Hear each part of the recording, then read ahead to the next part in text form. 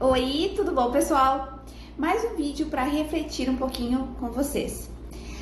Teve um outro vídeo anterior que eu falei sobre uma viagem que eu fiz para São Paulo e que tinha uma que eu ia comentar depois. Essa é uma viagem bem difícil, porque foi muito aprendizado, mas ao mesmo tempo muita dor. Em fevereiro de 2025, eu estive em Bagé, no Rio Grande do Sul, para resolver algumas coisas com a minha mãe, com a minha família, e eu percebi que a minha mãe estava numa fase de esquecimento. A minha mãe tinha Alzheimer e ela estava numa fase maior ainda de esquecimento. Então eu convivi ali com ela por um mês e ela raramente ela sabia quem eu era. E nisso muito me doía. Mas ao mesmo tempo, a gente convidava ela para passear e ela ia só um pouquinho, ia no banheiro passar o batom. Aquela vaidade ainda ela mantinha. Mas o que eu achei interessante nessa viagem foi que nesse tempo que eu estava em Bagé, eu perdi um amigo. E quando eu fui no funeral desse amigo, eu via pessoas chorando, sim, como em tudo que é funeral, mas muitas pessoas falando bem dele. Muito. Não tinha quem falasse mal. Ou quem não tinha uma história para contar. E aí eu percebi que, gente, eu saí dali, não foi uma coisa tensa. Foi algo que eu digo, nossa, que interessante. Cada pessoa que você ia conversar trazia uma história, trazia um conselho que ele tinha dado, trazia alguma transformação. Isso foi imenso de gratificante para mim. Mas aí, como toda a história, né, eu saí dali, fiquei mais uns tempos ali com a minha mãe e eu vim embora. E eu vim refletindo muito sobre isso. O que a gente está fazendo na nossa vida? Que história que os outros vão falar sobre nós? O que as pessoas vão recordar quando a gente simplesmente se vai? E aí, eu fui em julho novamente em Bagé e eu fui só de passada. E quando eu cheguei lá na casa da minha mãe, que eu ia só visitá-la, assim, eu cheguei assim, eu tava indo embora e eu cheguei só um pouquinho, mãe. Voltei e tirei uma selfie. E dei tchau. Eu nunca sou de estar tirando selfie, é raramente o momento que eu lembro, eu tenho que tirar uma selfie, eu tenho que tirar foto, eu tenho que gravar, eu tenho que fazer. Ai, eu vivo o momento. E eu não ligo. Mas aquela foi a última selfie que eu vi, ela viva. Foi o último sorriso, foi o último beijo. Aí depois eu tava com uma data prevista para ir para Bagé de novo em agosto. E eu tive que antecipá-la. E aí foi pro fim dela. Mas aí lá tava eu, num outro velório, escutando outras pessoas. E lembrando de quando ela era tão cheia de vida. Passando batomzinho, adorava a rua. E as pessoas falando o quanto ela era feliz. O quanto ela estava sempre sorrindo, o quanto ela adorava brincar. E não era porque minha mãe tinha partido naquele momento. Não era essa história, esse final. É porque ela era assim, ela era cheia de vida. Ela era muito mais disposta que eu. Meu Deus, ela subia umas escadas correndo, ela adorava correr, adorava brincar. Ela estava sempre assim, contagiante, a mãe não parava. E é isso que eu trouxe pra mim. Eu fiquei, gente, a mãe era tão cheia de vida. E que lindo as pessoas estarem falando, ai, que no aniversário dela, do ano passado, que a gente comemorou os 80 anos, ela ia em todas as mesas, ela estava tão feliz, ela dançava. E essa era minha mãe. Uma pessoa feliz, vivida, com uma história cheia de altos e baixos, mas ela queria sempre mostrar a felicidade, o reconhecimento de tudo que ela passou e ser feliz. E assim eu vim para casa. E eu sou uma pessoa que eu adoro me programar. Acho que, gente... E eu tinha me programado um monte de coisas e no fim tudo deu um furacão. Eu não fiz nada do que eu tinha me programado. Não, aliás, que algumas coisas eu fiz, né? Tava na minha agenda, mas outras eu não fiz. E aí, o dilema todo foi, tá, e agora?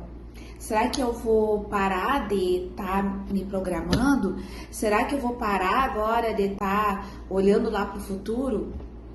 Aí eu sentei e cheguei e disse assim, não, eu não vou parar nada, essa sou eu, essa é a minha essência. Já comecei a me programar para outras coisas. Foi super interessante, porque eu cheguei, então, gente, essa sou eu adoro me programar.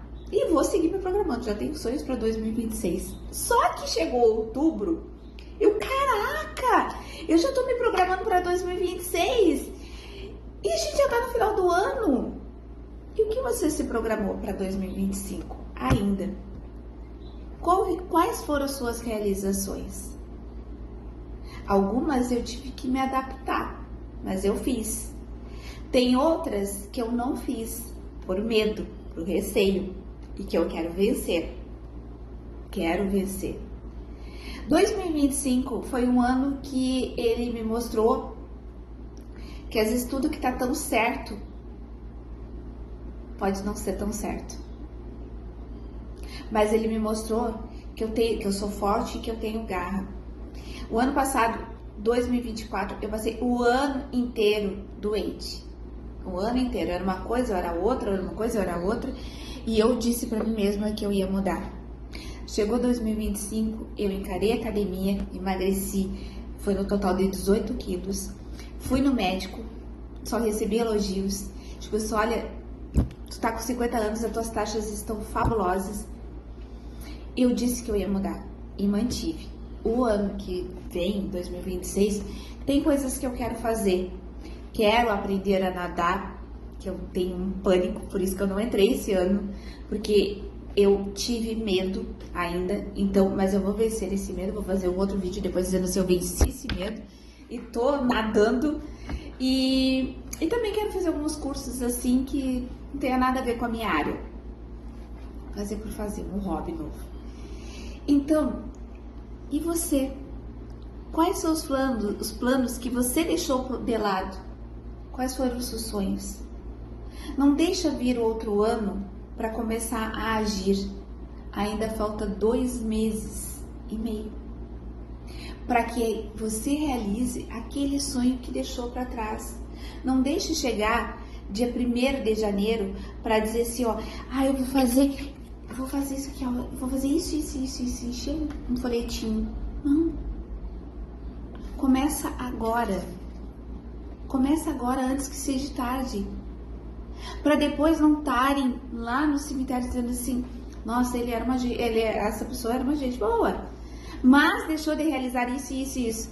As pessoas que eu fui em funeral esse ano, que foi marcante para mim, eles fizeram o que eles queriam.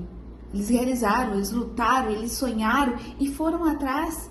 Queriam mais coisas? Talvez. Mas é tão lindo a gente ver assim, nossa, chegou onde queria. Então onde você quer chegar?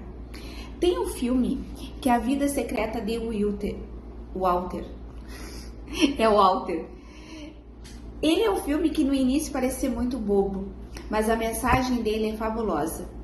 Porque a firma dele é uma revista, ele vai fechar a revista. E são todos obrigados a se reinventarem, a fazer algo novo. E ele tinha uma agenda que era para sonhos, para onde ele queria chegar em suas viagens. Estava vazia, totalmente vazia.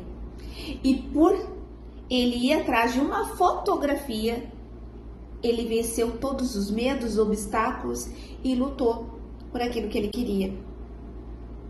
E a foto é super interessante, na verdade. Não vou falar que foto é para você ver o filme.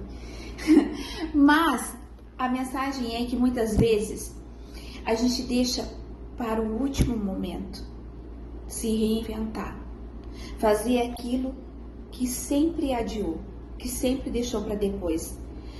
por A ou por B, porque eu não tenho dinheiro, porque não é o momento certo, porque tá chovendo, porque tem sol demais, porque isso. Gente, se fosse por causa do sol, eu não ia nem na academia.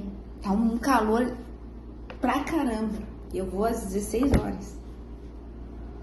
Então, assim, não deixe para o último momento. Não deixe a firma ser vendida. Comece a buscar o seu sonho, as suas referências. Descubra quem você é. E não pelos outros, mas por você mesmo. Por ter história para contar. Para ter os seus momentos.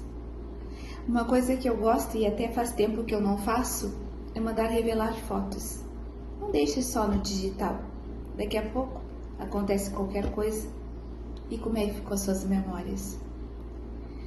Vamos encher de memórias ainda esses 2 meses e meio que falta. Conto com você para isso. Um beijo grande e até a próxima.